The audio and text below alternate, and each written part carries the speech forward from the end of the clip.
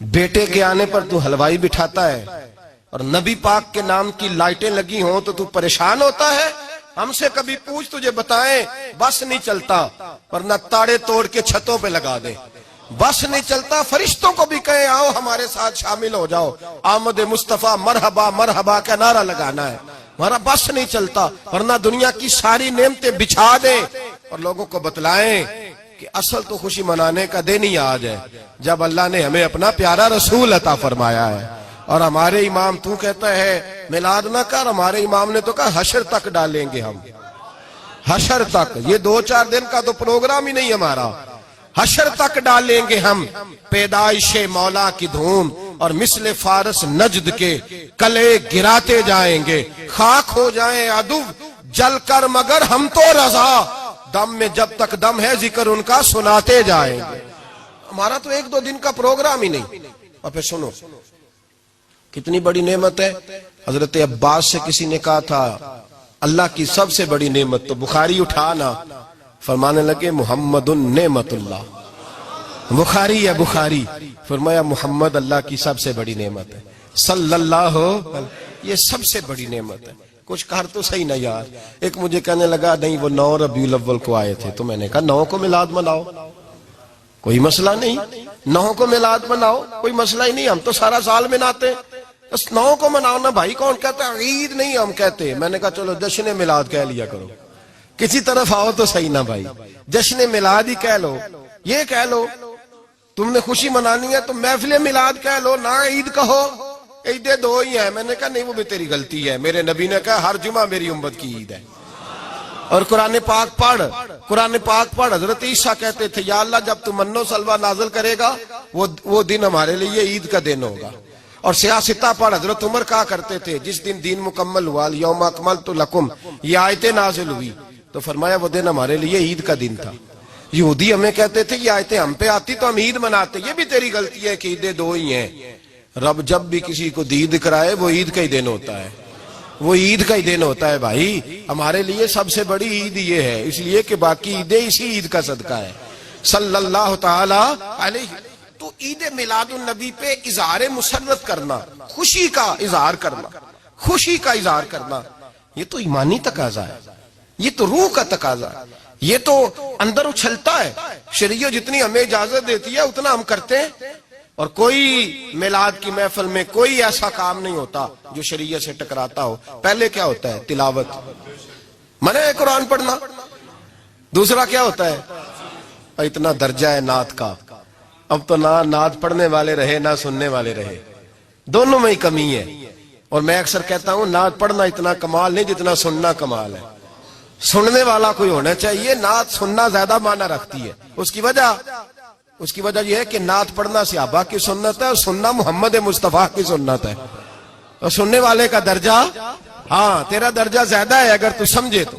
اور اتنا بڑا درجہ کہ حضرت احسان بن ثابت نعت پڑھے تو نبی پاک اپنی چادر ممبر پہ بچھائے اور وہ میں نیچے نہ پاڑ, ادھر میرے ممبر پہ بیٹھ کے پڑھ. یہ کوئی معمولی بات ہے؟ رسول اللہ کی نعت سننا. بلغ العلا بے کمال ہی کشف الدجا بے جمال ہی حسنت جمیع.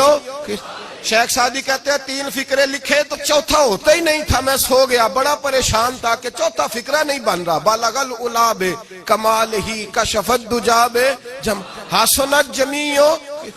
چوتھا لکھا نہیں جاتا تھا, نیند آ گئی, میری آنکھ لگی تو محبوب کا دیدار ہوا. حضور نے فرمایا پریشان پڑے ہو. میں نے کہا محبوبہ 3 لکھے ہیں چوتھا بن ہی نہیں رہا. تو حضور نے فرمایا چل سنا نا مجھے. یہ چھوٹا نعت پڑھنا کوئی چھوٹا کام ہے؟ یہ تو ہم نے کھاتا ہی غلط لوگوں کو دے دیا ہے. وہ تو اس قابل ہی نہیں تھے کہ نعت سنی جاتی. بلغ العلا بے, شیخ سعدی کہتے ہیں میں سنانے لگا اور مصطفیٰ سننے لگے. بلغ العلا بے کمال ہی کشف الدجا بے جمال ہی حسنت جمیع خصال ہی. تو حضور نے فرمایا چل سعدی کہہ دے صلو علیہ وآلہ, کہہ دے صلو علیہ وآلہ. فرماتے میں کہتا جاتا تھا اور مصطفیٰ مسکراتے جاتے تھے. کوئی چھوٹا درجہ ہے نہ تو ایمان ہے, نہ تو طاقت ہے, نہ تو تیری روح کو بیدار کرتی ہے. پر شرط ہے نہ تو, شرط ہے, شرط یہ تقاضا ہے میں نعت ہو, وہ نہ ہو کہ نعت پڑھے نا میرے حضرت صاحب فرماتے ہیں نعت کا مقصد ہے جب بندہ نعت پڑھے تو اس کا دل نبی پاک کے گنبد کی طرف جائے، جب نعت سنے تو اس کی توجہ رسول پاک کی جانب جائے. یہ نہ ہو کہ نعت سنے تو توجہ گانے کی جانب جائے. یہ نہ ہو کہ نعت ہو رہی ہو تو لوگ کہیں، میرے کان میں لوگ کہہ دیتے، آپ یقین کریں محفل میں بیٹھے لوگ کہتے ہیں فلانے گانے کی طرز پہ لاندہ جی، تو کدھر گیا دھیان اس کا؟ تو یہ نعت تو نے پڑھی ہے، یہ نعت سنی نہیں آج تک. اگر نعت پڑھنی ہو تو علامہ اقبال کی لکھی ہوئی پڑھا کر، اگر نعت پڑھنی ہو تو شیخ سعدی کی لکھی پڑھا کر، اگر نعت پڑھنی ہو تو حضرت حسان بن ثابت کی لکھی پڑھا کر. اور اگر تیرا دل کرے کہ نعت بھی ہو، جذبات بھی ہو، حسن بھی ہو، علم بھی ہو، عمل بھی ہو، قرآن بھی ہو، حدیث بھی ہو، تو پھر امام محمد رضا فاضل بریلوی کی پڑھا کر، پھر اعلیٰ حضرت کی پڑھا کر. تجھے پتا چلے چمک تجھ سے پاتے ہیں سب پانے والے، میرا دل بھی چمکا دے چمکانے والے. اعلیٰ حضرت کہنے لگے یا رسول اللہ میری سفارش نہ کرو، ڈر لگتا ہے، ڈر لگتا ہے، قیامت کی رات بڑی گہری ہے، سفارش نہ کرو، اس طرح کرو میرا بازو پکڑو اور جنت تک پہنچا کے آؤ، میرا بازو پکڑو اور جنت تک. کہتے میں مجرم ہوں آقا مجھے ساتھ لے لو. سونیا نہ ڈر لگتا ہے. وہ بچہ کہتا ہے میں نے نہیں باہر جانا، اندھیری رات ہے، ابا جی نال چلو. تو بلا مثال بلا تشبیہ صرف سمجھانے کے لیے، کسی کوئی بڑا ساتھ ہو تو ڈر نہیں لگتا. تو یہ نعت ہے نا، چمک تجھ سے پاتے ہیں سب پانے والے، میرا دل بھی چمکا دے چمکانے والے. کہتے ہیں یا رسول اللہ محشر کی رات بڑی گہری ہے، میں مجرم ہوں آقا مجھے ساتھ لے لو کہ رستے میں ہیں جا بجا تھانے والے. سونیا جرم کر کے آیا ہوں اور پکڑا نہ جاؤں کہیں، مہربانی کر مجھے پردوں میں چھپا لے، مجھے مدثر اور مزمل کی چادر کے نیچے کر لے، میں مجرم ہوں آقا مجھے ساتھ لے لو کہ رستے میں ہیں جا بجا تھانے والے. اور پھر تڑپ اٹھے، کہنے لگے کوئی یہ نہ سمجھے وہ چلے گئے، تو زندہ ہے واللہ تو زندہ ہے واللہ، میری چشم عالم سے چھپ جانے والے، میری چشم عالم سے چھپ جانے. تو بھئی نعت ہو، نعت جو اس کا معیار ہو، اس معیار کی نعت.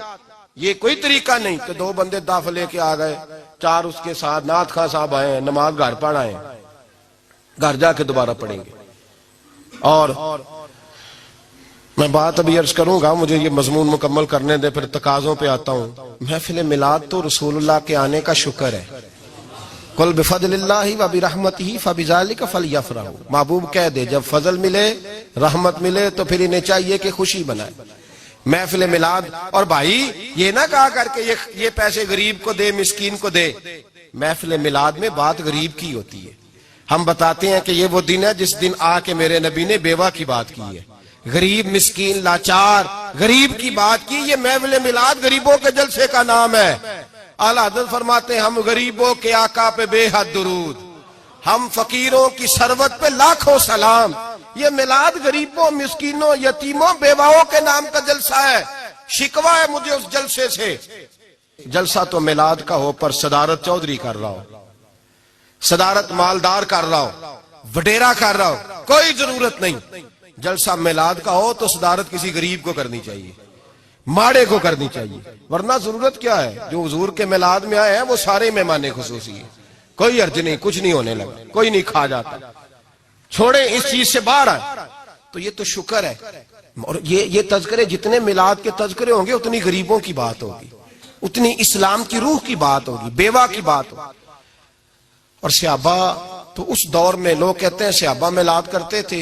میں نے کہا چلو تمہیں سمجھ تو نہیں آنی پر سمجھا دیتا ہوں. صحابہ تو اس وقت کرتے تھے جب کرنا تھا ہی بڑا مشکل، اب تو مشکل نہیں نا. صحابہ تو تب کرتے تھے جب کیا جا سکتا ہی نہیں تھا، بڑا مشکل. سنو ابن شام اٹھا کے دیکھو، سیرت کی کتابیں پڑھو. نبی پاک صلی اللہ علیہ وسلم کے صحابہ قریش مکہ کے ظلم و ستم سے تنگ آ گئے. حضور نے بعض مجبوروں بے کسوں کو اجازت دے دی حبشہ ہجرت کر دے. حبشہ چلے گئے.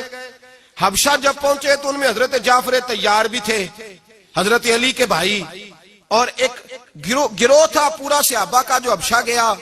قریش مکہ نے وہاں پر بھی آرام سے نہ بیٹھنے دیا. پیچھے سے کچھ سردار گئے، جا کے چھیڑا، کہا یہ ہمارے بھاگے ہوئے غلام ہے، ہمارے بتوں کو برا کہتے ہیں، نیا دین انہوں نے اخذ کر لیا ہے، ہمارے حوالے کر دو. حضرت جعفر طیار کہتے ہیں نجاشی بادشاہ نے ہمیں بلایا کچھ لوگ میرے دوست مشورہ دینے لگے ذرا ہلکی پھلکی بات کرنا. کہتے میں نے کہا میں ہلکی کیوں کروں, میں تو کھل کے کروں گا, کھل کے مصطفیٰ کے تذکرے حشر تک ڈالیں گے ہم, حشر تک پروگرام بتایا, حشر تک ڈالیں گے ہم. پیدائش مولا کی دھوم, دم میں جب تک دم ہے ذکر ان کا سناتے جائیں گے. فرمایا میں ہلکی بات نہیں. حضرت جعفر نے نجاشی بادشاہ کے دربار میں کھڑے ہوئے, اسلام کی غربتوں کا عالم, غربتوں کا, ابھی مکے میں رہنے کو جگہ نہیں, مکے والے ستاتے, مدینے ہجرت ہوئی نہیں, حبشہ گئے تو وہاں پہلے ہی کافر پیچھے پہنچ گئے. اتنے کٹھن حالات, اتنے برے اور کڑے وقت میں نجاشی کے دربار میں جب نجاشی بادشاہ نے جناب جعفر سے پوچھا کہ یہ کہتے ہیں تم نے دین بدل لیا ہے, تم باغی ہو گئے ہو, نئے رستے پہ لاگو, بتاؤ. تو حضرت جعفر طیار نے نجاشی کے بادشاہ میں وہی باتیں کی جو ہم محفل میلاد میں کرتے ہیں, وہی جملے, وہی میلاد کا وہی سارا پس منظر. حضرت جعفر طیار بول پڑے, فرمانے لگے نجاشی ہم تو بیٹیاں زندہ دفن کر دیتے تھے. نجاشی, یہی باتیں ہوتی ہے نا محفل میلاد, ہم بیٹیاں دفن کرتے تھے, کسی کا عورت کا خامد مر جاتا تو اس عورت کو بھی ساتھ دفن ہونا پڑتا, اس کی زندگی مردے جیسی کر دی جاتی, بہنوں پہ ظلم ہوتا تھا, بیٹیوں کو جائیداد میں حصہ نہیں ملتا تھا. اے نجاشی ہمارے ہاں غریب پسا کرتا تھا, یتیم پسا کرتا تھا, مجبوریاں تھیں, پریشانیاں تھیں, دکھ ہی دکھ, آزمائشیں ہی آزمائشیں. بس پھر اللہ نے ہمیں اپنا رسول عطا فرما دیا, پھر اللہ نے ہمیں اپنا رسول عطا فرما دیا, وہ اپنے پرائے کا غم کھانے والا, مرادیں غریبوں کی بر لانے والا, مصیبت میں غیروں کے کام آنے والا. اللہ نے ہمیں رسول دیا. فرمایا بس ہم اس کے جھنڈے تلے جمع ہو گئے اور ہم ان کے بتوں کو نہیں مانتے, رسول اللہ صلی اللہ علیہ وسلم کی بات کو مانتے, ایک خدا کی عبادت. تو صحابہ تو وہ باتیں اس عالم میں کہا کرتے تھے جب کہنا بڑا مشکل تھا. انہوں نے وہی میلاد کی باتیں جو ہمارے ہاں ہوتی ہیں, یہی ہوتی ہے نا میلاد کی بات. ایک صاحب شکوہ کرنے لگے, کہنے لگے تھی مولوی ہر محفل میلاد میں یہی بتاتے ہیں بیٹیاں زندہ دفن ہوتی تھیں, فلاں ہوتا, اب بدل لینا چاہیے. تو میں نے کہا جب باتیں ہیں یہ تو بدلی کیسے جائے, باتیں ہیں یہ جو ہر سال محفل بعد میں دہرایا جاتا ہے تو بتایا جاتا ہے کہ ابھی بھی بیٹی کے آنے پر پریشان نہ ہونا.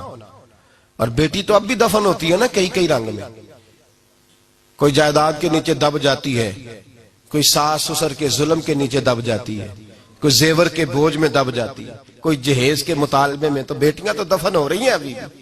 اس لیے ہم میلاد زیادہ مناتے ہیں تاکہ بیٹیاں آزاد ہو جائیں.